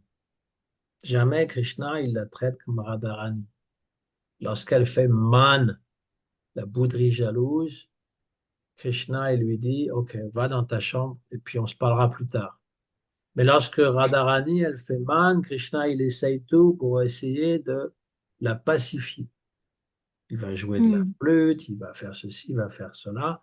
Et parfois, il n'arrive même pas parce qu'elle est dans une très grande colère contre lui, parce qu'elle le contrôle. Mhm. L'amour de Radha, des gopis, contrôle Krishna. Et Krishna, il est marié à 16 108 femmes, et il est marqué dans le Bhagavatam, parfois, toutes ces femmes se font très coquettes, etc., et essayent d'inciter son désir, mais il reste complètement indifférent. Mhm. Alors que lorsque les gopis commencent à le critiquer et à dire qu'il est un bon à rien, un chenapan, un ceci, un cela, il dit, c'est plus agréable pour moi que d'entendre les hymnes védiques, parce qu'il a Mhm. plus de plaisir à se faire comme euh, faire des remontrances par les gopis, tellement leur amour est tellement élevé. Elles ont tout abandonné pour lui. C'est difficile à comprendre. Et même dans le Chaitanya Charitam, dans le Srimad Bhagavatam, Parikshit Maharaj, il dit, mais c'est incroyable que Krishna, il a eu des relations avec des femmes mariées. Et donc, Shukadev Goswami, il explique comment, en fait, d'abord, ces femmes, c'est toutes ces énergies, mais aussi et surtout qu'elles ont tout abandonné. Toutes les choses qui étaient les plus importantes pour le dharma, pour une femme, de rester au service de son mari. À l'époque, c'était vraiment le dharma, le paradharma. Elles ont abandonné ça. Sarva dharmam parityaja mamekam sharanam vraja. Pour venir à Vraja, à Vrindavan, et se soumettre complètement tout ce que l'on a. Et les gopis ont pu aller aussi loin. Voilà.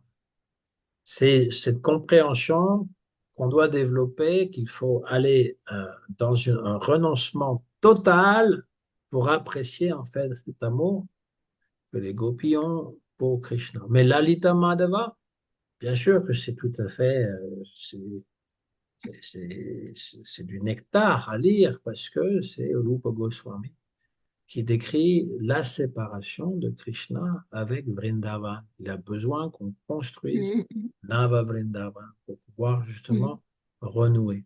Et donc, c'est pour ça que ça nous attire et on y reviendra si on se rend jusque-là, puisque c'est toujours, on avance toujours un peu sur des sables mouvants. Euh, eh bien, ce que Mahaprabhu il est venu expérimenter dans son bhajan et qu'il nous a donné à expérimenter, c'est Vipralamba, la séparation. On doit Mhm. apprendre à pleurer pour Krishna, qu'on est séparé de Krishna, comme Chaitanya Mahaprabhu l'a fait. Voilà. Et même dans le Madhurya Rasa, c'est la séparation. Parce que le Sambhoga, il n'est pas fait pour le... C'est le jiva, il ne peut pas faire cette expérience-là de la rencontre. Parfois, lorsqu'il est absorbé dans les divertissements, il peut voir Radha, Krishna ensemble. Il s'agit de ces deux, du couple divin, pas de nous avec Krishna, jamais. Hein? Le Madhurya qu'un jiva peut expérimenter, c'est de devenir Palya Dasi, c'est-à-dire serviteur de Srimati Radharani. Et donc, vouloir que Radha rencontre Krishna. Mais quand elle souffre, c'est ceux qui sont au service de Radha, ils vont souffrir avec elle. C'est une souffrance qui ressemble à la souffrance de ce monde, mais qui n'est pas de la souffrance. C'est une extase. Il n'y a pas de souffrance dans le monde spirituel, même si ça ressemble à ça. Il n'y a pas de jalousie dans le monde spirituel, même si cela ressemble à ça. C'est ça qui est extraordinaire, c'est que tout ce que l'on vit dans ce monde existe dans le monde spirituel parce que c'est l'origine. C'est ce que on pourrait dire l'archétype. Krishna est l'archétype du héros, l'archétype de l'amant. Et Radharani, elle est l'archétype de la femme, de la femme amoureuse et du service. Elle est la manifestation vivante du service. Voilà. Ce que Rupa Goswami est venu nous donner, et après les acharyas, Narottam Das Thakur, Vishwanath Chakravarti Thakur, Srila Bhaktivedanta Thakur, et tous les autres acharyas sont venus nous donner. Srila Bhaktivinoda Thakur est peut-être celui qui est allé le plus loin dans cette description, parce qu'il a voulu redonner toute la force et la gloire de la bhakti en partant de ce qui est le plus philosophique, on va dire, jusqu'à ce qui est le plus racique. Il a pris ce risque, mais si Bhaktivinoda Thakur n'était pas venu, on n'aurait pas toutes ces compréhensions. C'est impossible. Même chez son fils, chez la Bhaktisiddhanta Saraswati, qui était l'incarnation de Jiva Goswami, qui avait une intelligence brillante, qui avait la capacité de retenir tout par cœur en le lisant qu'une seule fois. Chez la Bhaktisiddhanta Saraswati Thakur Prabhupada, il acceptait son père, chez la Bhaktivinoda Thakur, comme son Shisha Guru. Il voulait prendre l'initiation de son père, mais son père a dit non, il vaut mieux que tu te fasses initier par quelqu'un d'autre, parce que le père ne peut pas tout transmettre. Et donc, il a recommandé son ami, Gorkishoradas Babaji Maharaj. Mais la relation entre Bhaktivinoda Thakur et son fils Srila Bhaktisiddhanta se situe au niveau du gourou et du disciple. Ils sont bien sûr fils et père, mais Srila Bhaktisiddhanta a toujours considéré Srila Bhaktivinoda Thakur comme son Siksha Guru et il a insisté pour qu'on traduise et qu'on publie tous les livres de son père. Il a moins écrit que son père parce qu'il estimait que Bhaktivinoda Thakur avait tout écrit. Pour montrer l'importance de Bhaktivinoda Thakur, parce que chez la Bhaktisiddhanta Saraswati Thakur Prabhupada, il est indispensable, il est le lien, le chaînon manquant entre ISKCON et Gaudiya Math, hein. C'est lui qui réunit tous, hein, chez la Bhaktisiddhanta Saraswati, hein, tous ses disciples qui sont venus de lui. Et le lien donc qu'il avait avec Bhaktivinoda Thakur est très fort. Voilà. C'est pour ça qu'on lit ce livre, Jivadharma, qui est comme un résumé donc, de toute la philosophie de Chaitanya Mahaprabhu et des Goswamis, 6 Goswamis de Vrindavan.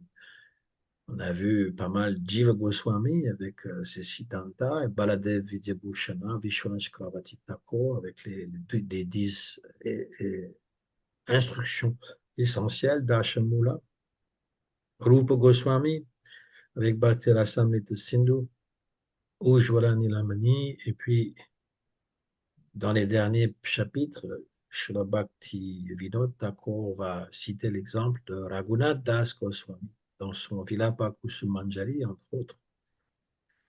Euh, et l'expérience qu'il avait de vivre ce bhajan intérieur. Oui,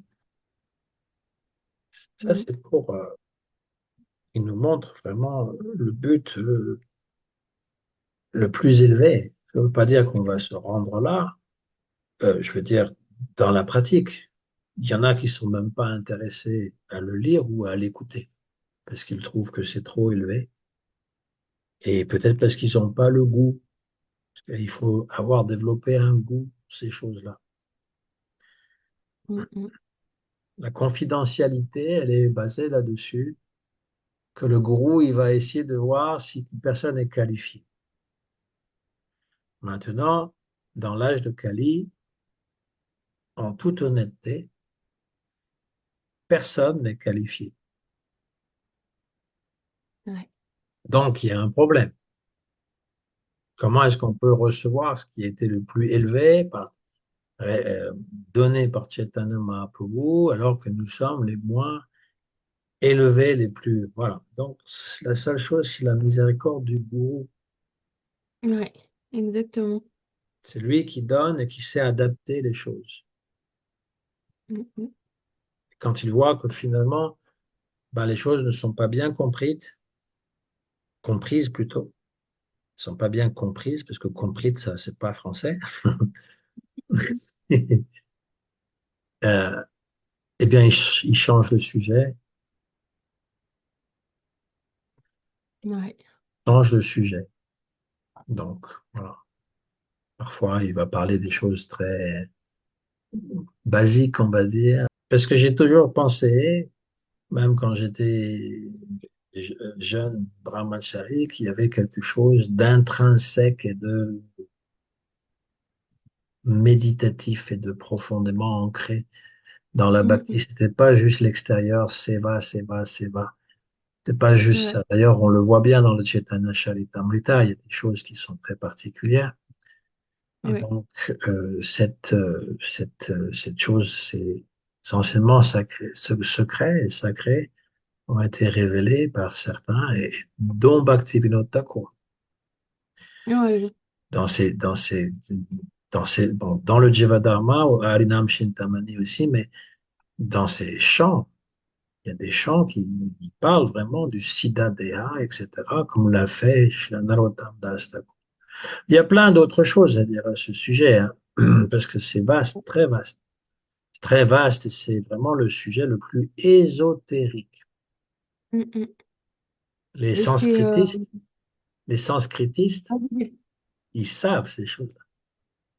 Ouais. Ils le savent, hein. Une fois, j'ai offert une copie de la Gita Govinda à mon professeur de sanskrit, Sylvain Filiosa, qui était donc fils lui-même de Jean Filiosa, qui était un grand sanskritiste, hein.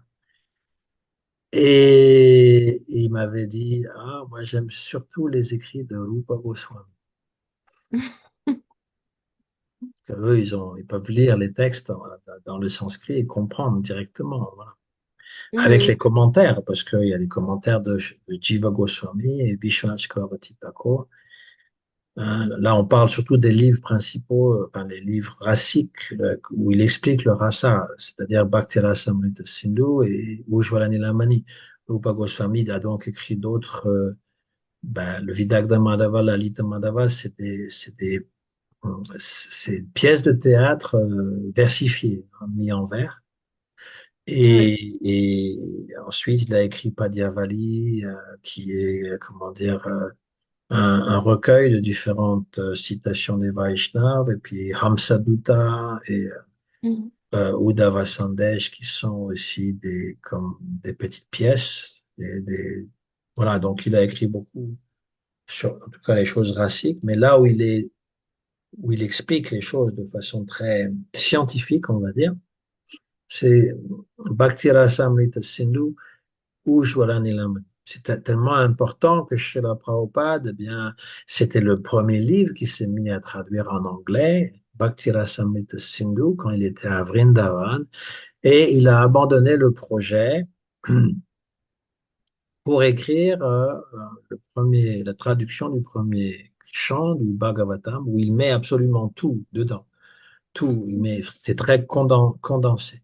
Pourquoi je dis ça? Parce qu'il y a des dévots qui ont trouvé le manuscrit de Srila Prabhupada qu'il avait mis donc, dans la chambre d'Amodar. Il y a le ventilateur et puis il y a, comment dire, un conduit qui s'ouvre. Et ils ont trouvé, donc, ouais, ils ont trouvé manuscrit écrit. C'était Ouais. le début de la traduction du Bhakti Rasamrita Sindhu. Ils l'ont imprimé, ils ont fait un livre. C'est quand même assez impressionnant. Mais Prabhupada, Wow. en 1968, donc un an ou 2 ans après la création de son mouvement, eh bien, il a résumé le Bhakti Rasamrita Sindhu dans son livre Nectar of Devotion, ou Nectar de la dévotion, tellement il pensait que c'était important. Et après, Donc Chaitanya le nectar de la, Charitamrita. donc le nectar de la dévotion, il était Oui, planqué dans oui, sa chambre et après les dévots ils manuscrit. sont Oui, un manuscrit. magnifiés. C'est pas planqué, il l'avait mis là, il avait dû l'oublier, et les dévots qui ont vécu après là, ils l'ont trouvé comme ça, par hasard. Ils ne savaient pas que ça s'ouvrait. En fait, c'est de la pierre. Il y a Mhm. une pierre qui glisse et tu peux mettre Ouais, la oui. main à l'intérieur. Je l'ai vu, hein. Et là, ils ont trouvé, donc, alors je ne sais pas comment ça s'est passé, ils ont trouvé ça. Voilà. Et ils l'ont publié. C'est incroyable, hein. Eh ben, dis donc. Ouais. Ouais. Ben, Ouais. ils ont trouvé Ah, d'autres écrits, hein, d'autres écrits inédits, hein. eh ben, dis Il y avait donc. plusieurs, il y en avait plusieurs, il n'y avait pas que ça. Ouais, Ah, c'est cool. ouais.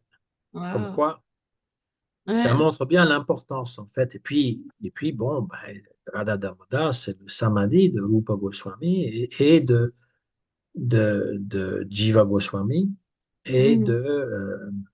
Bhugarba Goswami, enfin, plein. Donc, euh, Prabhupada, il était en plein cœur de ce qu'on appelle le Seva Kunj, en fait. Seva Kunj, aujourd'hui, c'est un petit jardin, on a recouvert tout de grillages pour empêcher les singes de rentrer.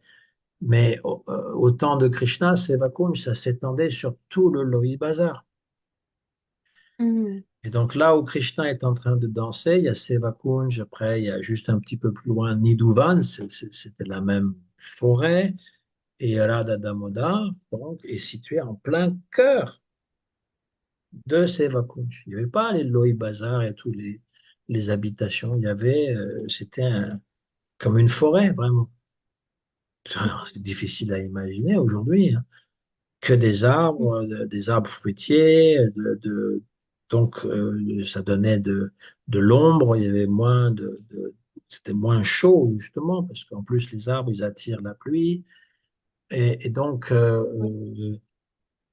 en plein cœur de Sevakunj, Jiva Goswami, Rupa Goswami, Srila Prabhupada, il a écrit ses premiers écrits là, il a commencé son mouvement-là. Il disait que Jiva Goswami est l'origine du Sankirtan parce que, eh bien, ses trois disciples, Narottam Das Thakur, Shyamananda et euh, Shrivas, Srinivas Acharya, eh bien, il les a envoyés avec des livres.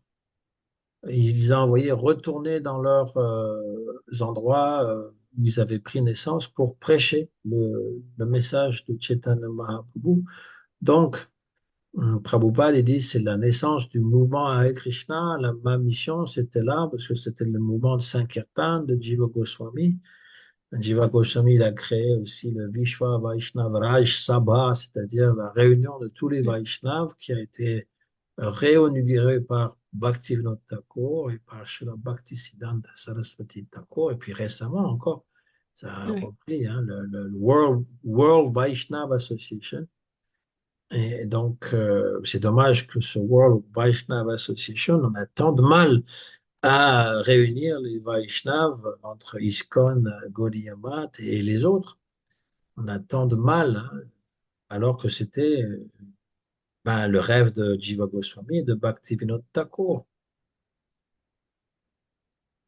Voilà, Oui, ça se fait quand même, hein. Je veux dire, on arrive quand ça se même. fait, hein, tous les mois ça se fait. Et puis moi j'ai beaucoup de services, donc je peux plus trop y aller. Mais sinon, sinon moi je pourrais inviter, tu sais, toi, les dévots de Paris, les dévots de la Nouvelle-Mayapur, les dévots de Mirepoix, tu sais, je pourrais faire ça, mais bon, c'est de l'organisation après. C'est juste ça. Hein.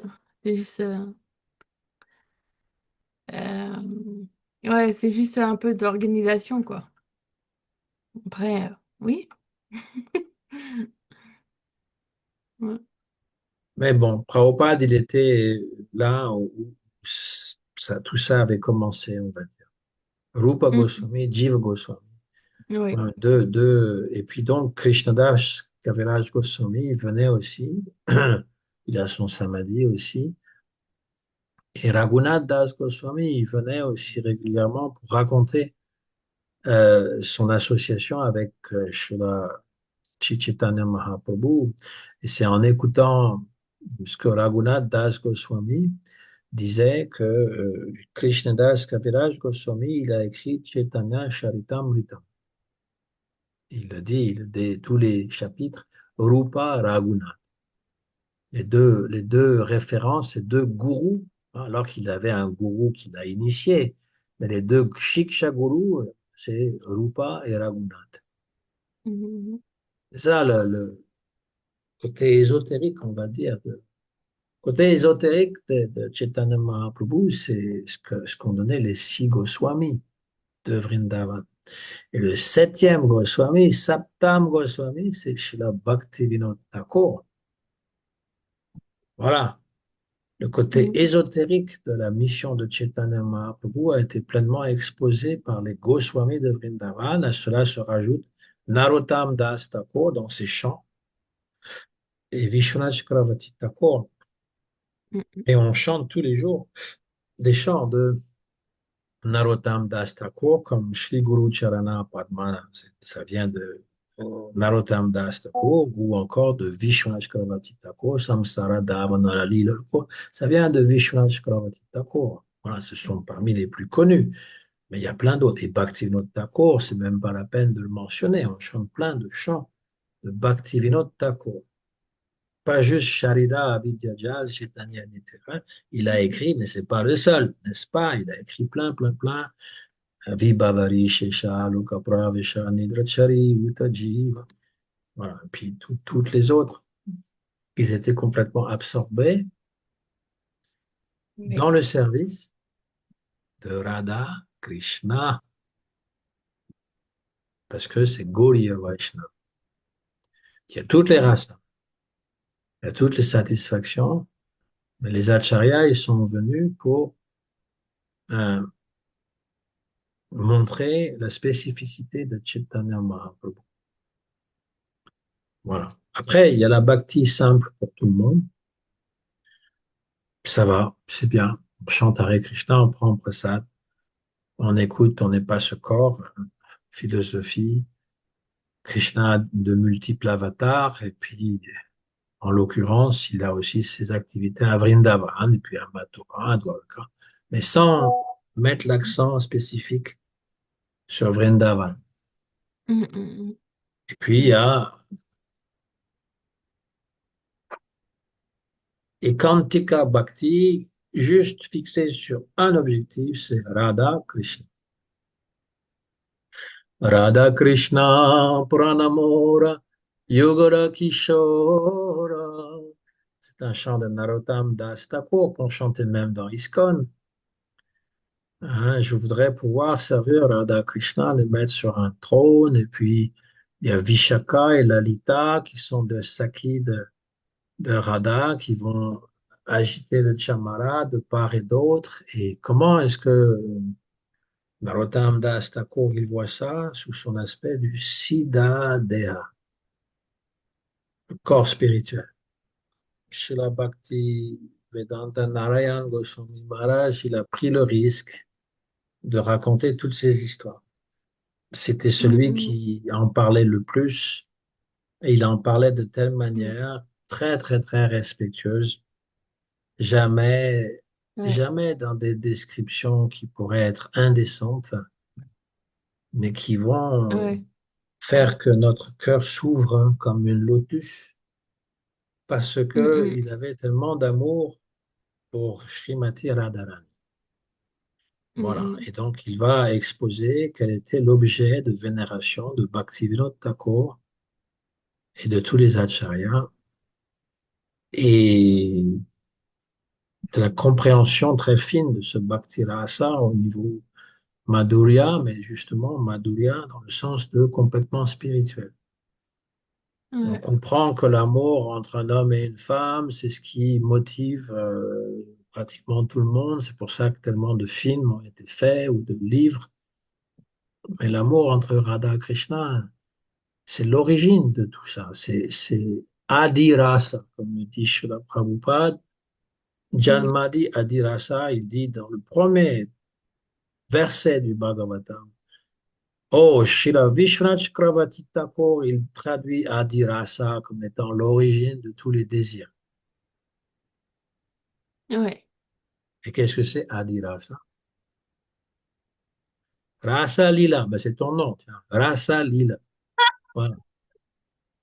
Adi Rasa, le monde matériel a été construit avec comme modèle Rasa Lila. Incroyable, non? ouais, Mais c'est perverti. ouais. C'est Voilà, des ça s'est notes. perverti, c'est devenu Kama. Moi, je veux pour moi. Ouais. Voilà. Mm, mm, Je veux être Krishna. Prabhupada il disait très simplement, vous voulez imiter Krishna. Vous voyez mm, Krishna avec plusieurs femmes, vous voulez avoir plusieurs femmes. Mais c'est pas comme ça. Ça, c'est Maya. Ça, c'est Maya qui nous enchaîne. Mais la Maya qui nous libère, la Yoga Maya, c'est de dire, oh, Krishna, il a des divertissements tellement incroyables. Ça vient complètement ouvrir mon esprit. Et j'aimerais pouvoir aider toutes les gopis et tout Radharani pour pouvoir qu'elles participent avec Krishna, qu'elle ait ces échanges avec. Voilà, ça c'est le préma. On peut développer si on a cette attirance évidemment pour mm, Madhurya. Il n'y a rien de mal à voir euh, Vatsalya Rasa et autres. Il n'y a rien de mal. Mais mm. Chaitanya Mahaprabhu, il est venu pour goûter l'amour de Radharani. Ouais. Qu'est-ce que Radha ressent pour Krishna? C'est Mm, ça mm. qu'il voulait goûter. Je veux le Ça, c'est ressentir fun. moi-même. Mm, mm. Ouais. Voilà, on pourra en reparler la prochaine fois, c'est sur les rasa basa. Qu'est-ce qui ne peut pas se mélanger? Parce que ça Ouais. crée un mauvais, ce qu'on appelle le mauvais goût, le mauvais genre. Par exemple, ça c'est un exemple typique d'aujourd'hui des productions. Par exemple, la tristesse dans Madhurya. La tristesse, alors on ne parle pas de la séparation, mais on parle bon, être, se sentir misérable en présence de l'être aimé. Voilà, c'est ça. En séparation, c'est autre chose. Ou encore la colère, pas la colère, l'horreur. C'est-à-dire quelque chose d'horrible mélangé avec Madhurya, ça va pas du tout. Pourtant, c'est ce Ouais. qu'on Ça voit va des pas. fois et quand on voit des pièces de théâtre ou comment dire, des films ou des livres qui sont écrits avec ce genre de rasa, basa, ça devient, c'est comme si vous mangez je sais pas, du riz sucré avec du sel à la place. Ça va pas, ça ne marche pas. C'est contradictoire. C'est important de Mm, comprendre. Euh, Rasa basa. mm. Puis après, il y aura une exposition sur comment comprendre le rasa à travers justement les œuvres poétiques, mais surtout les œuvres, comment dire, du théâtre, comment ça marche, Mm, l'atmosphère, les éléments. Voilà, j'ai écrit un petit truc pour expliquer parce que je cherchais vraiment à comprendre comment Qu'est-ce que ça veut dire, ça, toutes ces choses, Vibhava, Nubhava, Sadvigaba? Comment ça marche? Prabhupada, il donne les exemples entre Krishna et les dévots, mais il y a aussi, par exemple, des exemples qu'on peut voir dans les productions qu'on a pu voir dans le passé. Par exemple, le film de Charlie Chaplin, ça représente le rasa comique. Voilà. Et donc, il y a il y a toute une atmosphère, il y a tous les éléments, qu'est-ce que ça va éveiller en nous, etc. Et puis, si on regarde un film d'Alfred Hitchcock, ben, c'est plutôt le truc, Ouais, le suspense, l'horreur, voilà. C'est ouais. une autre ambiance. Voilà. Et c'est intéressant parce que comme c'est basé sur le théâtre, de comprendre comment tous ces bhavas, toutes ces émotions fonctionnent. Donc il y a une présentation que je ferai sur ce sujet simplement pour donner une vue d'ensemble. Et comment Krishna, Rati, c'est la spécificité de la bhakti. Donc c'est-à-dire que c'est pas sur des personnes de ce monde, c'est sur Krishna. Voilà, uniquement. Krishna Mhm. Bhakti. Krishna Rati, l'amour pour Krishna, et Bhakti Rasa, c'est-à-dire le Bhakti imbu du rasa. Mhm. Ouais. Voilà, pour aujourd'hui.